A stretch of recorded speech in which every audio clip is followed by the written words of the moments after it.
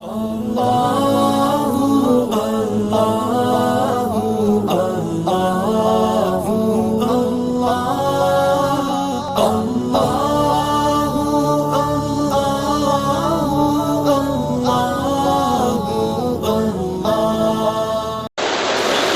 یہ ساری تفصیلات صحیح بخاری کے اندر بیان کی گئی ہیں جو پورے دین کا خلاصہ ہے. عبادات، معاملات، معاشرت، اخلاق، ساری باتیں نبی کریم سرور عالم صلی اللہ علیہ وسلم سے جو منقول تھیں وہ امام بخاری نے پہنچا دی. اب آخر میں جو انہوں نے یہ باب قائم کیا ہے وہ در حقیقت اس لیے قائم کیا کہ اے طالب علموں، تم نے یہ ساری باتیں پڑھ تو لی، لیکن محض پڑھنا انسان کے لیے کافی نہیں ہوتا، محض علم حاصل کرنا کافی نہیں ہوتا. بقول میرے والد ماجد رحمۃ اللہ علیہ کے کہ اگر صرف جان لینا انسان کی نجات کے لیے اور فضیلت کے لیے کافی ہوتا تو شیطان بھی بہت بڑا عالم ہے، شیطان بھی بہت علم رکھتا ہے، لیکن وہ علم اس کو فائدہ نہیں پہنچا سکا اس لیے کہ اس علم کے اوپر اس کا عمل نہیں تھا. تو اصل چیز انسان کے لیے وہ عمل ہے. تو ہم جیسے طالب علموں کو حضرت امام بخاری رحمۃ اللہ علیہ یہ سبق دینا چاہتے ہیں آخر میں کہ تم نے پڑھ تو لیا، دین کی ساری باتیں تمہارے سامنے آ گئی، لیکن اگر تمہارا عمل اس سنت نبی کریم سرور دو عالم صلی اللہ علیہ وسلم پر نہ ہوا تو یہ علم بیکار ہے. اور عمل بھی ایسا ہونا چاہیے جس کا وزن ہو. آخر میں جب میدان حشر کے اندر جب اعمال کو تولا جائے گا تو اس وقت میں انسان کے مستقبل کا فیصلہ ہوگا، کون جنتی ہے کون جہنمی ہے، کس سے اللہ تعالیٰ راضی ہے کس سے ناراض ہے. یہ ساری باتیں اس وقت طے کی جائیں گی. تو صرف عمل بھی کافی نہیں، عمل میں وزن ہونا چاہیے.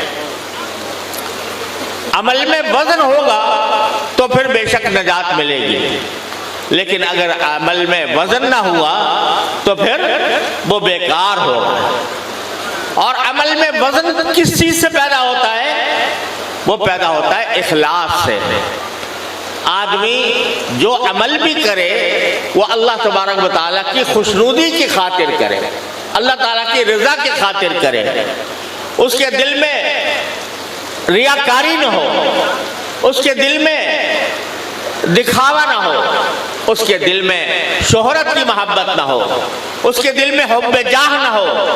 یہ نہ ہو کہ میں پڑھ کر مجھے بڑا مقدس سمجھا جائے، لوگ میرے ہاتھ چومیں، لوگ میرے معتقد ہو جائیں، یا مجھے فلاں بڑے عالم جیسی مقبولیت حاصل ہو جائے.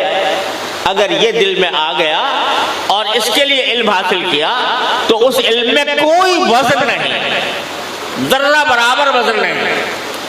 وزن صرف اس عمل میں پیدا ہوتا ہے جو اللہ تبارک و تعالیٰ کی خاطر کیا جاتا ہے.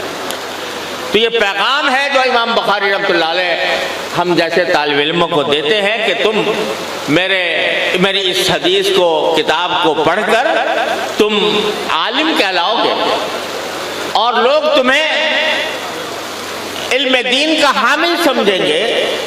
کہیں ایسا نہ ہو کہ تم ان کو علم دو لیکن وہ علم تمہارا وزن سے خالی ہو، وہ تمہاری تعلیم وزن سے خالی ہو، تمہاری دعوت وزن سے خالی ہو. وزن کیا ہے کہ اصلاح کی جو کام کیا جا رہا ہے وہ خالصتاً اللہ جل جلالہ کی رضا کے لیے کیا جا رہا ہے.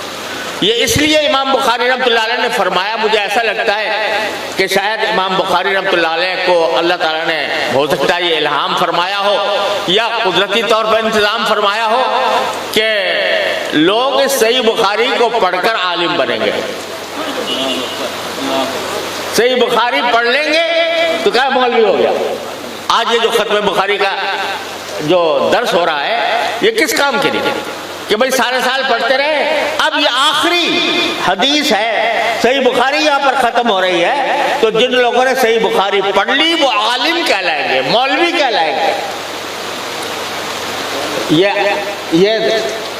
ہوا تو بعد میں، لیکن ایسا معلوم ہوتا ہے کہ حضرت امام بخاری پر الہام ہوا کہ تمہاری اس کتاب کو پڑھ کر لوگ عالم بنیں گے، تو ان کو یہ سبق دے جاؤ، یہ سبق دے جاؤ کہ صرف علم کی تحقیقات اور علمی بحثیں یہ تمہیں جنت میں نہیں لے جائیں گی.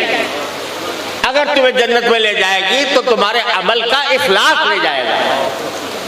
اب آج تم فارغ ہو کر جا رہے ہو تو تمہارے سر پر جو دستار باندھی جائے گی وہ دستار ایک بہت بڑا وزن ہے، یہ بہت بڑا بوجھ ہے، ذمہ داری کا عظیم منصب ہے جو اللہ تعالیٰ تمہیں عطا فرما رہے ہیں.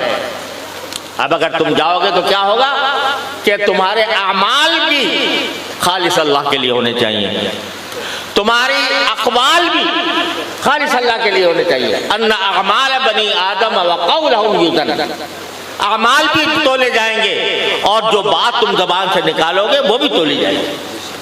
اگر تم نے مثلا قولہم کا خاص طور پر امام بخاری نے ذکر کیا کہ قول بھی تولا جائے گا. اگر تم نے مثلا یہاں سے فارغ ہونے کے بعد تم اپنی زبان استعمال کرو گے دین کی دعوت کے لیے بھی، تدریس کے لیے بھی، واعظ و نصیحت کے لیے بھی تمہاری زبان استعمال ہوگی، تو زبان کو قابو میں رکھنا، یہ زبان تمہاری قابو میں رہے. جو لفظ نکالو وہ اللہ کو راضی کرنے کے لیے نکالو، اپنے جذبات کی تسکین کے لیے نہیں، اپنے جوش و خروش کے لیے نہیں، اپنے آتش بیانی اور شعلہ بیانی کے ذریعے کے لیے نہیں، اللہ کے لیے، اللہ تبارک و تعالیٰ کے لیے. یہ جب بندہ اخلاص کے ساتھ کوئی کلمہ کہتا ہے وہ دل پر اثر انداز ہوتا ہے، اور اگر محض آتش بیانی کے لیے کہہ رہا ہے تو ایک کان سے داخل ہوتا ہے دوسرے کان سے نکل جاتا ہے.